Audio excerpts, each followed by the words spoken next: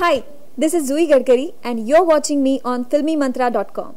Hello everyone, welcome to filmymantra.com। मैं हूं अनम शेख आपके साथ और आज मैं आपको मिलवाने वाली हूं बिग बॉस की एलिवेटेड कंटेस्टेंट के साथ। हेलो एंड वेलकम टू फिल्मी मंत्रा। हेलो। ओके सो जी, सबसे पहले ये बताइए बिग बॉस मराठी का सफ़र कैसा रहा? सफ़र तो बहुत ही बेहतरीन था। बहुत कुछ सीखा है मैंने और लाइफ टाइम एक्सपीरियंस था, कभी नहीं भूलूंगी। अच्छा, जैसे कि हम बात करें टास्क की, तो किस तरीके से आपने टास्क किया और कितना मुश्किल रहा टास्क करना? टास्क तो बस पहले वीक में ही मुझे कुछ शॉकिंग टास्क लगा था, लेकिन बाद में मैंने गैरअप कर लिया था और हर एक टास्क बहुत ही जी जान से खेला है मैंने। जितनी भी टूटी फूटी हूँ बहुत लगा है, लेकिन टास्क एंजॉय किए। अच्छा, जैसे कि एक टास्क था ब्लॉग्स का जिसमें आपको चोट लगी थी और सामने वाले को भी चोट लगी, तो उसके बारे में कुछ बताइए। हुआ ऐसे था कि 3 बार उनकी लातें पड़ी थी मुझे, और लातें मतलब मेरे पैर की लातें नहीं, बहुत बड़े वाले पैर की लातें मेरे सिर पर पड़ी थी। कुर्सी मेरे सिर पर गिर गई थी और जब बार बार ये होने लगा तब मैंने भी फिर गुस्सा आया। हाँ, गुस्सा आया मुझे। ऑफकोर्स ये जो नॉर्मल होता है, कोई भी 3 बार अगर कनपट्टी में खाए तो चौथी बार तो देने वाला ही है ना। क्योंकि सामने वाला अगर उसे रियलाइज तो होना चाहिए कि क्या कर रहे हो, तो वैसे मैंने भी लगा कर दिया। और ये जो बहुत ही ग्लैमराइज किया गया, मैंने जो ब्लॉक्स फेंक कर मारा था, इफेक्ट पड़ा था बाहर बहुत ही इफेक्ट पड़ा था। लेकिन लोगों ने शायद ये नहीं देखा होगा कि उसके पहले मैंने कितनी बार सहन किया था और उसके बाद मैंने एक बार ब्लॉक फेंक कर मारा था।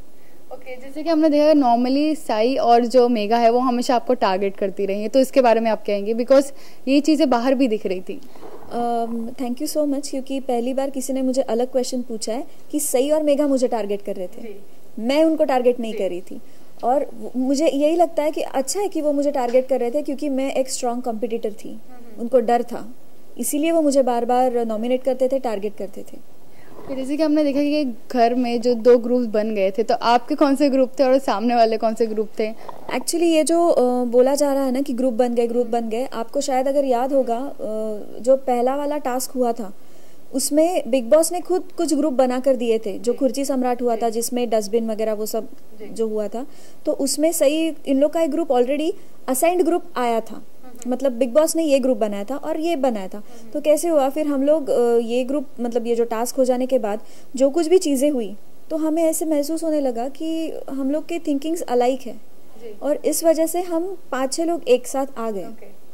बाकी ऐसे कुछ बना बनाया ये नहीं था हम लोग का कि हमने ग्रुपिज्म किया है। ये ग्रुप एक्चुअली बिग बॉस ने बना कर दिया था और वो फ्रेंड्स बन गए, वैसे हो गया। अगर जैसे कि नॉर्मली हम बात करें, अगर घर में लोग रहते हैं, काफ़ी लोग नए लोग आते हैं, तो ये जो अनबन थी आपकी साई की और मेगा की, ये शुरू से ही थी या फिर अचानक ऐसा हुआ क्या जिस तरीके से बिल्टअप हो गया? नहीं, अनबन शुरू से तो किसी के भी साथ नहीं थी और नहीं हो सकती, क्योंकि सब लोगों को मैं पहली बार मिल रही थी। लेकिन ये जो पहला टास्क हुआ खुर्ची सम्राट का, तभी से जो अनबन शुरू हुई वो लास्ट तक टिकी। ऐसा हो कि कहीं ना कहीं पहल करना अगर चाहें आप दोनों, तो ऐसा कभी हो सकता है फ्यूचर में? पता नहीं मुझे, क्योंकि मुझे शायद ये मेरा ड्रॉबैक है या पता नहीं, लेकिन मैं ऐसी ही हूँ।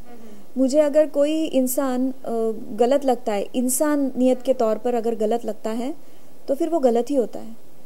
मैं सबसे ज़्यादा पेशेंस रख के सबसे लास्ट किसी को जज करती हूँ, किसी को गालियाँ नहीं देती या फिर किसी को तुरंत बैक आंसर नहीं करती। मैं बहुत सुनकर लेती हूँ, बहुत देखती हूँ, ऑब्जर्व करती हूँ।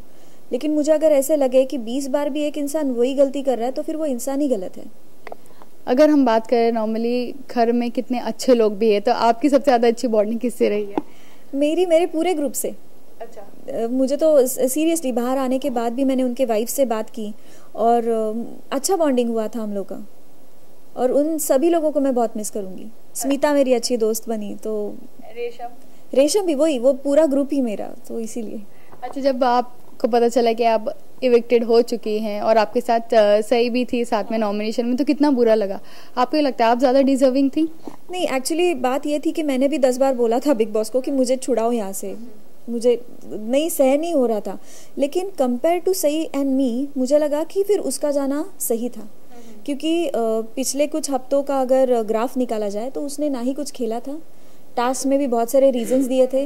रोतलू तो वो थी एक्चुअली, बार बार हर चीज़ पर रोती तो वो थी। मुझे ये दर्द हो रहा है, वो दर्द हो रहा है। दिन भर का फुटेज भी अगर किसी ने देखा होगा तो वो हमेशा सोई हुई रहती थी। अच्छा। जो मैं हमेशा कुछ ना कुछ करती थी, मुझे नहीं अच्छा लगता था बार बार सोना। तो फिर मुझे ऐसा लगता है कि सई का एविक्शन होना ज़्यादा अच्छा होता था अगर वो एविक्ट होती थी। अच्छा, मेघा की बात करें तो मेघा की आपके साथ क्या दुश्मनी थी ना, या फिर उसकी आपके साथ क्या दुश्मनी थी जो बार बार आपको टारगेट करते थे? वही बोल रही हूँ ना, I am a strong competitor, मतलब I was a strong competitor. तो इसीलिए जितने स्ट्रॉन्ग लोगों को हटाया जाए उतनी कंपटीशन कम हो जाती। इसीलिए शुरू से उसने ये रेक बराबर उसने परख लिया था कि ये चुप है लेकिन बराबर ये स्ट्रॉन्ग है, इसीलिए वो डरती थी। अच्छा, बिग बॉस के घर में ऐसा कौन है जो नॉर्मली रियल में उसकी पर्सनालिटी वैसी है ही नहीं, वो फेक बन के घूम रहा है? मेघा, क्योंकि कैसे हुआ है कि जितना मैंने सुना है मेघा के बारे में, पहले मैं उसे कुछ सालों से पहले से जानती थी, इन द सेंस फ्रेंड्स के थ्रू सुना था। और जिस मेघा को मैंने घर में देखा है वो कंप्लीट अलग है, जो उसके फ्रेंड्स भी खुद बोल रहे हैं। अच्छा। जो उसका पुराना दोस्त वो कहलाती है सुशांत, वो भी वही कह रहा है कि ये वाली मेघा रियल नहीं है।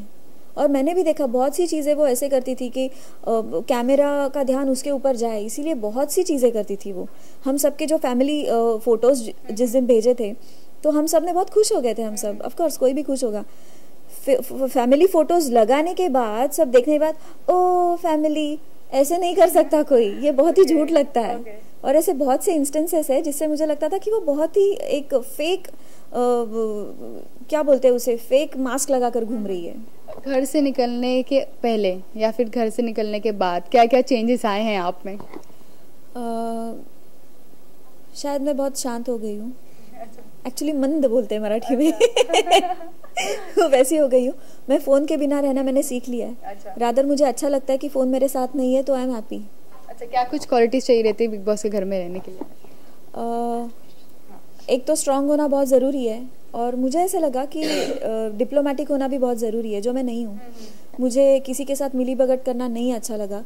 अगर मेरे जो एक इंसान के बारे में जो मेरे व्यूज़ है वो वही व्यूज़ रहे मेरे, मैंने उन लोग के साथ जाकर कुछ बोलकर ये वो डैमेज कंट्रोल नहीं किया, तो वो सब करना आना चाहिए। अच्छा, टॉप 3 में किसे देखना पसंद करेंगे और जीतते हुए किसे देखना पसंद करेंगे? रेशम, भूषण, सुशांत, इन तीनों में से कोई भी जीत जाए, I will be happy. Okay, final words to your fans? शायद आप लोगों को कुछ गलतफहमी हुई होगी मेरे लिए, मेरे बारे में, लेकिन आप अगर 7 सालों से मुझे जान रहे हैं और आप मुझे पहचानते हैं तो ये गलतफहमी ज़रूर दूर करेंगे, और जैसे मुझे पहले से प्यार किया हुआ है वैसे ही प्यार करते रहेंगे।